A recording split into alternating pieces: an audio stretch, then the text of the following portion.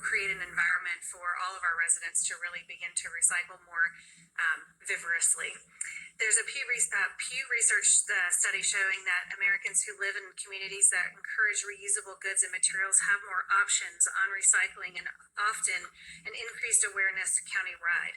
Not only does Okaloosa County not readily recycle, it doesn't do it in public spaces and often at many businesses, and that includes our condos. Today's times are hard and we want to make recycling easier. And going back to our 4 points with marketing and communication, we firmly believe that our county can do better. Our recommendations are to heavily push recycling in our county by making it a habit.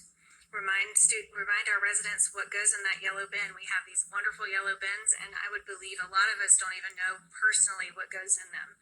We have a dismantled group of people that collect our recyclables. Some do, let's say, glass, and others do not. So we have all of these items going into our bins, and we only have a 22% diversion rate. That includes our construction debris and our yard debris. So we really dumb it down to about 16%. That's actual truly recyclable items. So in addition to that, Mr. Horton was here earlier. I spoke with him regarding what our schools do, because our schools, at most schools, have recycling bins. Those that have bins, only 15% actually have a program in the school district themselves. So in, let's say it's Niceville High School, they have a program, but perhaps Crestview does not, yet they have a bin available. If we get to our children, perhaps that will filter up to all of the residences, and then that'll go out to those bins. So the intent would also be a school-wide program, possibly. I believe, and I think our committee would agree, that a recommendation from our recycling committee would also be to recognize those schools or those residences or those businesses that have now added a recycling facility at their location, which also could be recognized on a countywide event. So these recommendations really is just to get the communication out, get the schools involved, make sure that our county is adequately preparing our residents for what goes in that yellow bin, and then of course increase our diversion rate countywide. When we do a community event, that could be done on November 15th. That's a national holiday or national recognized day to recycle. That could be hosted by our county. We could recognize participants there. And in addition to that, that waste characterization study that I mentioned previously is 7 years old. As you all know, things have changed in our recycling industry that we now are possibly could be losing money depending upon that AVM. So when you're looking at how much we used to make or how much it costs the county, it's now obviously greatly reduced because we don't have China participating. In saying that, we have to decide what's important to our county. Is it that we have landfills that are at almost max capacity? Is it that we have recyclables that are being thrown away in our regular trash, or that we don't have residents that understand what goes in that yellow bin? So a waste characterization study was completed obviously last when China was buying our recyclables, and has changed, causing our county to make little to no profit from recycling. If we increase our diversion rate and reduce the amount of waste in our landfill, we may be able to hold off on expanding or maxing out our landfills. This new study could help the county determine methods to reduce waste contamination in the recyclable bins and may be helpful in future disposal negotiations. What we learned from the 2014 study, I reviewed it along with my committee, and 3 points I think that need to be made are things that we haven't really done as a county. One of the statements was ongoing public education is important not only to increase recycling participation, but also to inform residents on how to properly dispose of certain types of waste. The second point made, an additional of 35% of the waste currently disposed consists of materials that could potentially be recycled or composted if programs or facilities were developed to capture these materials and process them. The third item was the county could target large businesses or complexes first, or those that generate the highest quantities of recyclables. This was in 2014. So of those three, we really need to do something because that was 7 years ago. And now we have a totally different understanding of what is going on with our recyclables. In saying that, staffing needs to exist to push the information to the public as well as corral the information between the many recycling entities across the municipalities. Beyond social media, specific outreach programs with the schools, businesses, and the military could be conducted with dedicated staff resources. Lastly, the Recycling Advisory Committee, we believe, has really come together to understand where we're at in the county, and we believe these 4 recommendations are things that we need to focus on. Do you have any questions for me before I only had one more statement. My one more statement is thank you for letting me be nervous. Now I'm hungry, so I'm hopeful that I made myself clear is that we're just providing you recommendations based upon what you all had charged us with 9 months ago.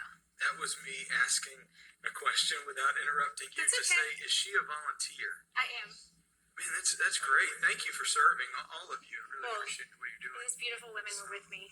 Absolutely. Thank you. We've got a lot of amazing volunteers in our county that do things. And we care. We need to do better. I honestly think we need to do better. We need to have trash cans next to each other that, that already do quality control, that we start putting bottles in trash. Yes. I mean, like I see at Disney and other places. Why don't we do that here? But thank you for those recommendations. We should take that seriously. Thank you. Anybody else? Madam Chair, may I, for just a moment or two, because I've kind of been working with the group, I guess, in a bit of a liaison capacity, and so I'll try and sharpen the point a little bit on her very polite recommendations, which really is what she's saying is, hey, y'all, if you're going to have this program, you actually need to fund and support it. That's what she's saying very, very politely. But we've asked them for the recommendation, and I think we need to listen to it. And so really, if you go through that list of advice, again, it's, hey, we have committed as a county, better or worse, to operate a residential solid waste recycling program within the franchise portions of our county. And so we collect material from houses every week, and we collect whatever anybody decides to put in that yellow top trash can. Sometimes it's recyclable, and sometimes it's wish cyclable, and sometimes it's just straight up trash. But because of our collection methodology, which is automated collection, there's no control mechanism, right? So, and not to get too far into the weeds of trash, as an area that I've become more familiar with than I ever thought I would, automated collection is super efficient. It's the truck pulls up, a little robot arm, picks up that can and dumps it in the top of the truck, and then it sets the can down. Actually, usually it knocks it down or leaves the lid open, and then it leaves, and it efficiently gets everything that's in the can, knocks it down. Yeah, totally. But what it doesn't do is it has no idea what's in that can. And the driver has no idea what's in the can. And really nobody ever knows what's in the can.